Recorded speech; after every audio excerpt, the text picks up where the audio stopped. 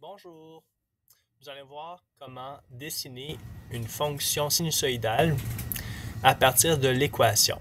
Donc, comment dessiner le graphique de cette équation. Prenons-la en exemple et voyons ce qu'on peut faire. La première étape serait de dessiner les pictogrammes associés aux transformations. Donc, plus 45 degrés devient moins 45 à la gauche. Fois 1 sur 5 devient fois 5 ici, parce que pour les x, l'horizontale, on fait toujours l'opération inverse.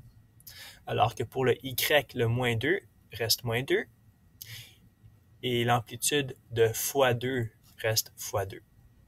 On remarque aussi qu'il y a un signe négatif, un symbole négatif pour le vertical, donc il va y avoir une réflexion verticale, telle que dénotée par notre pictogramme.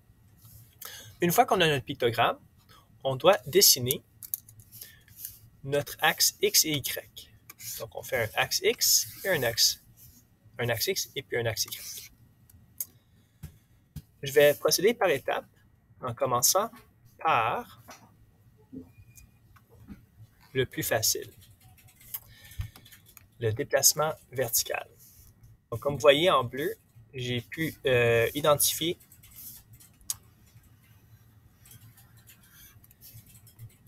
le point de départ vertical, en tout cas l'axe de la courbe, très important l'axe de la courbe, de la dessiner ici.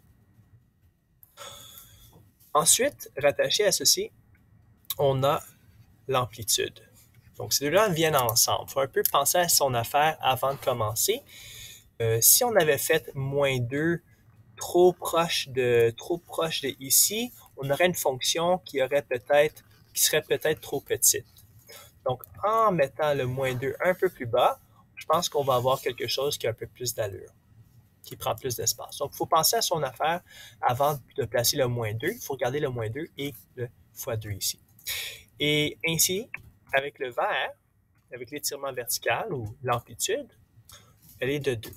Donc, ça veut dire que ça va être autour de moins 2, plus 2, moins 2, plus 2, moins 2, etc. Ça va osciller entre ces deux valeurs. Donc, moins 2 peut devenir 0 ou peut devenir moins 4. Donc, j'ai fait ma ligne en vert ici pour le maximum, ma ligne pointillée ici en vert pour le minimum. Ensuite, on va passer au déplacement horizontal, donc vers la gauche de 45 degrés.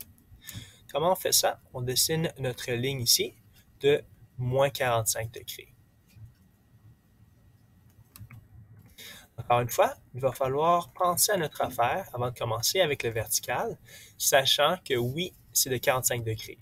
Mais je n'ai pas fait 45 degrés ici, parce que si je l'avais fait ici, on aurait eu une fonction qui aurait ressemblé comme ça. On ne verrait même pas un cycle au complet. Donc, il faut penser à son affaire avant de commencer pour qu'on ait au moins 2 cycles dans notre dessin. Comme ça.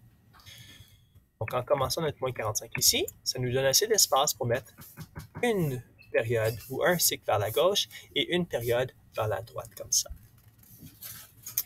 Parfait. Donc, on le fait en orange pour le déplacement horizontal. Et puis, ensuite, l'étirement horizontal. À partir de ce centre, on va à la gauche de un cycle et à la droite de un cycle. Donc, comment est-ce qu'on sait que ceci est un cycle?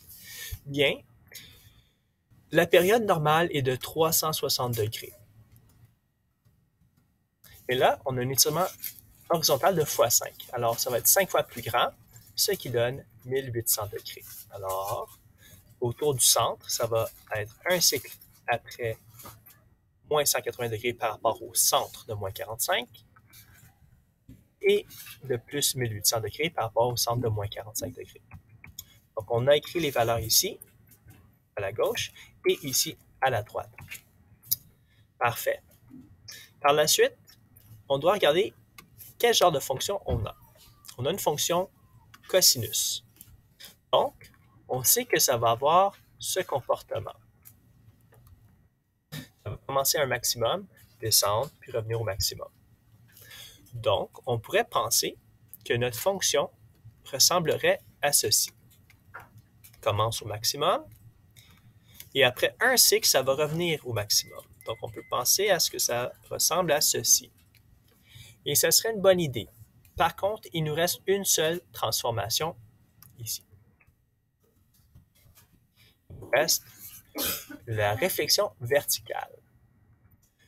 Pour faire ceci, on va avoir l'image réfléchie. Donc, au lieu de commencer en haut, on va faire une réflexion verticale vers le bas. Donc, au lieu de commencer en haut, au maximum, on va commencer au minimum. Puis ça va ressembler à ceci. Je vais le faire en couleur maintenant. On a un point clé ici, un point clé ici. Et on sait qu'on va avoir un point clé entre les deux.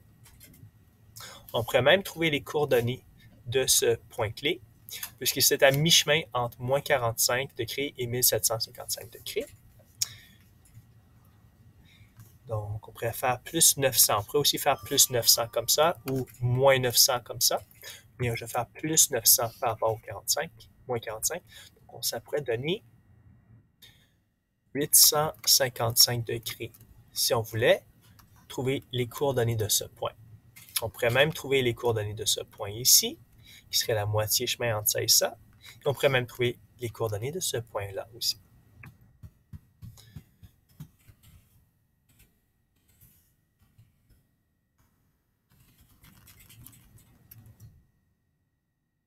Moitié chemin, à moitié chemin.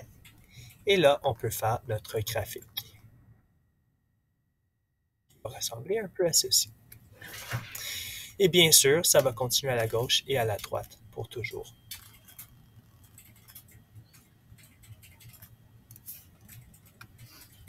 Et voilà.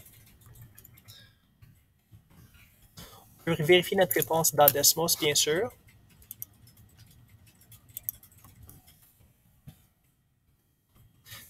Et attention,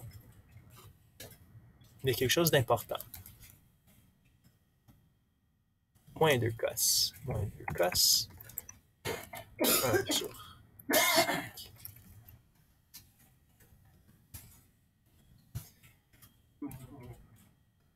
x moins ou x plus 45. Moins 2. Donc, voici notre fonction cos. Mais on voit qu'il y a un problème. Ce n'est pas notre réponse. Alors, qu'est-ce qui s'est passé? On doit faire très attention dans Desmos. C'est important de changer les paramètres. Ici, le y et le x, on doit les changer en degrés. Donc, je clique degré ici et on voit qu'on a un problème.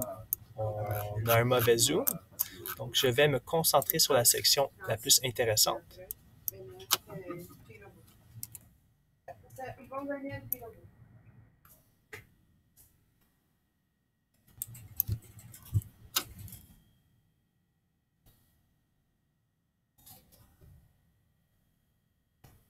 Et voilà. Donc, en changeant nos paramètres pour bien voir, on peut voir qu'on a la bonne réponse.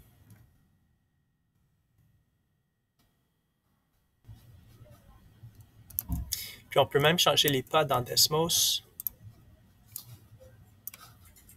pour avoir des pas en X, disons, à chaque quart de période. Donc, une période est de combien de degrés? Une période, c'est de 1800 degrés. Donc, un quart de période serait 450 degrés. On peut le faire comme ça.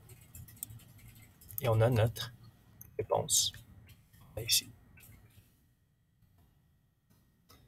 Voilà comment vérifier dans Desmos. Mais on doit faire très attention de s'assurer de changer en degrés.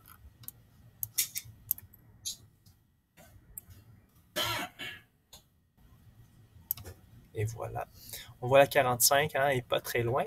Donc, on sait qu'on a la bonne réponse. On peut vérifier aussi des points clés dans Desmos en mettant notre curseur juste au-dessus de la donnée. Donc ici, c'est un beau point, c'est un minimum. Ici, c'est un beau point, c'est un maximum, minimum, etc. Et le point du milieu qu'on avait trouvé tantôt, justement. Merci.